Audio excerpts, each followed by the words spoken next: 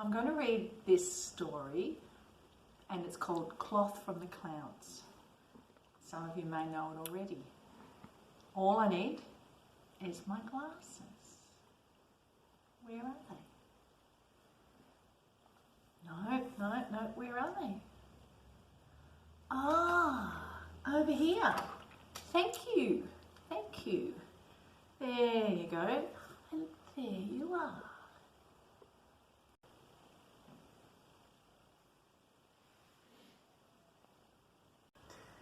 There was once a boy who could weave cloth from the clouds.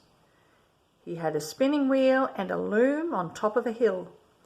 As the clouds passed, with a whir of the wheel, he'd spin them into thread. Gold in the morning with the rising sun, white in the afternoon, and crimson red in the evening, just as his mother had taught him. Then, with a clickety-clack of his loom, the boy would weave the thread into cloth, and he sang a simple tune his mother had taught him. Enough is enough, and not one stitch more. The boy was wise. He spun just enough thread and wove just enough cloth to make 2 scarves. One of pure white he wore over his head when it was hot, to protect him from the sun. The other he wore when it was cold. It was a twist and a twirl of gold, and white and crimson, soft as a mouse's touch, and warm as roasted chestnuts. His mother had taught him well. One chilly market day, the boy walked down the hill, a basket in his hand and his scarf around his neck. The market was full of great excitement. The king was on his way. Soon the king rode grandly by, hardly noticing the curtsies and the cheers, but what his greedy eyes did notice was the wonderful scarf of gold and white and crimson. "Tell me, boy, where can I get a scarf of such fine cloth?" "Nowhere on earth," the boy replied. "Then how did you get yours?" snapped the king. "I made it," said the boy. "Then you will make another for me, a longer one, much longer, for I am the king." But the boy said, "It would not be wise to have a long scarf made from this cloth. Your Majesty does not need it." "How dare you tell me what is wise?" shouted the king. "I order you to make me a scarf." So the boy went home to the top of the hill, and with a whir of the wheel began to spin. He spun the clouds as they passed in the morning and were gold with the rising sun. He spun in the afternoon as the clouds sailed past, white as snowdrifts. He spun in the evening when the clouds were crimson. Then, with a clickety-clack of the loom, he wove the thread into a long, long scarf for the king. The king was overjoyed. His scarf was soft as a mouse's touch and warm as roasted chestnuts. "Well, now make me a cloak of this glorious cloth," he ordered, "and dresses galore for the queen and for my daughter the princess." But the boy shook his head. "It would not be wise to have so many clothes made from this cloth. Your Majesty does not need them." The king's face was a twist of scowls. "I want those clothes, and I order you to make them." So the boy went home to the top of the hill, and with a whir of the wheel, he began to spin.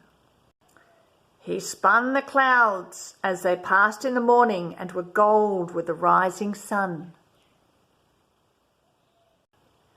And he spun in the evening when the clouds were crimson. He spun in the afternoon as the clouds sailed past, white as snow.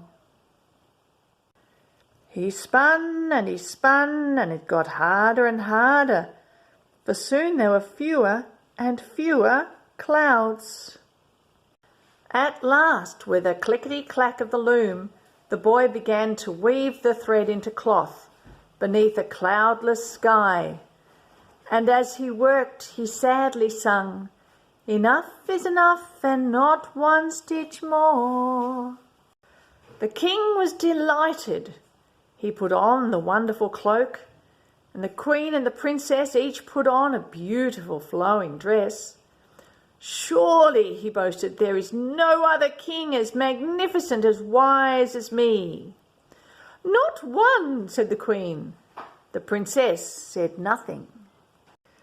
But day after day, as they wore their marvellous clothes, not one drop of rain fell from the cloudless sky. "Your Majesty," pleaded the villagers, "our animals are thirsty and our crops are all dying." "There's nothing I can do," shouted the king, walking this way and that, his cloak trailing behind him. "Why are you moaning to me?" The princess said nothing. But that evening she quietly slipped out of the palace. She wore a simple dress, and in her arms was a bundle, soft as a mouse's touch and warm as roasted chestnuts. She crossed the dry, dusty gardens and the brown fields beyond, and climbed to the top of the hill.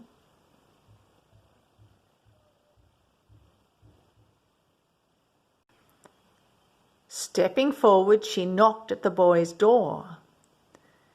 "Is it too late to undo what has been done?"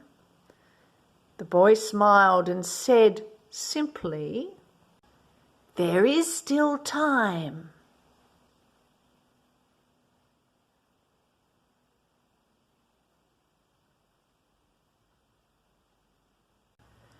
When the king awoke the next morning, he could not find his wonderful cloak.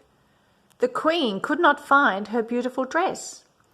They searched the palace for the clothes that the boy had made, but they were gone.